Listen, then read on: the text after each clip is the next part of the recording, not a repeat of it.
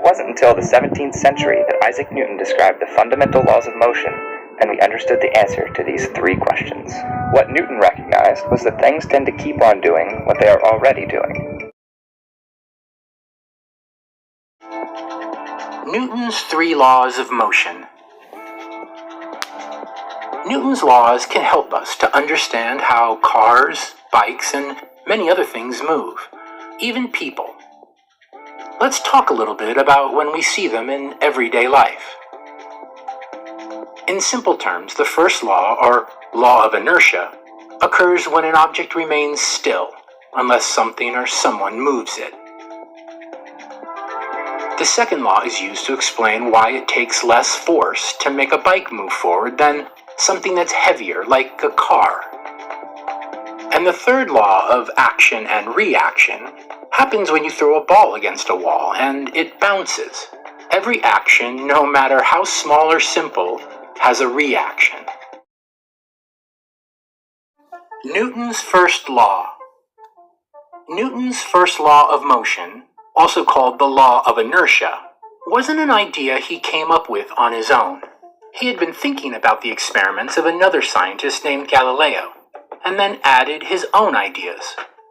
In his writings, Newton concluded that an object that's not moving or still will remain still, or an object moving or in motion will remain in motion, both in a straight line and at a constant speed, unless another force acts upon it. Consider this. The ground and this ball are both still or motionless. The ball won't move unless someone kicks it or picks it up. It moves because a force is applied that changes its state. It goes from being still to being in motion. According to Newton's first law, the ball should continue to roll without stopping.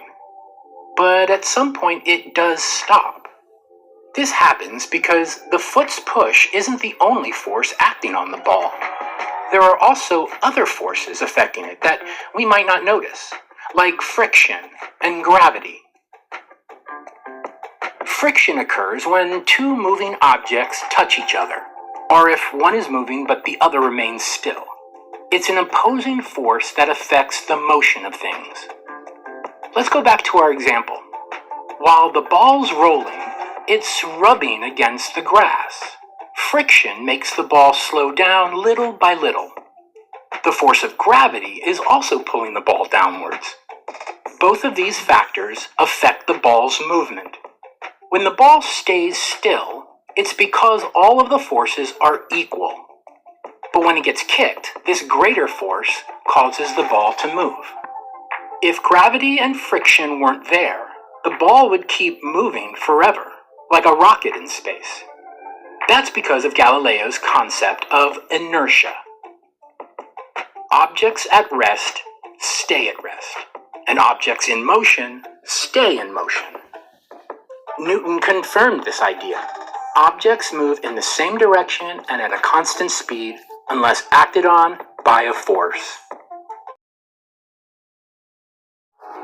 Newton's second law of motion says that the amount of force applied to an object affects its speed. For example, when Tony's car breaks down, he'll need to push it. The more force he applies, the faster the car will move. But this law has a second part too. The speed or acceleration of an object also depends on its mass, whether it's lightweight or heavier. If Tony pushes his bicycle with the same force he used to push the car, the bike moves faster because it has a lighter mass. There are three elements at play here: force, acceleration, and mass. Mass is the amount of material an object is made of. The weight of an object depends on its mass. In Tony's case, his car has more steel, glass, and aluminum, so it's heavier and more difficult to move than something lightweight, like his bike. Let's take another example: shopping carts. Whatever the cart is made out of, metal or plastic, makes up its mass. When you apply force to an empty cart, it accelerates rather quickly. That's because the mass of an empty cart is lower than a full one. It's easy to push at first, but as you add your favorite foods, the cart slowly becomes heavier. You'll need to apply more force in order to keep it moving forward, since the total mass of the cart grows with each item added. Just remember the amount of force needed. Newton's third law of motion. This is often called the law of action and reaction. According to Newton, for every action there is an equal and opposite reaction. Whenever an object pushes or presses against a second object, there is resistance from it returning the same amount of force. Object 1 must apply enough force to make Object 2 move. Let's take a look at a few examples. In order for rockets to reach space, they need to be propelled with a lot of force. Their engine is designed to expel gas downwards, generating the needed thrust. The expelled gas exerts a force on the rocket, following Newton's third law of motion. Every action has an equal and opposite reaction. This leads to the rocket experiencing an upward force, which propels it into space. Let's consider another example. When Joan jumps into the air, it's her feet sending the force or momentum down. The action is pushing the ground with her legs, and the ground's reaction is to return that force and push her upward, sort of like the rocket. Since the action or force has an equal and opposite reaction, if she just uses a little force, her jump won't be as high. Think about being in a swimming pool. If you do a more leisurely stroke, you won't travel very far. But if you start to push the water with more effort, that force will propel you faster and further.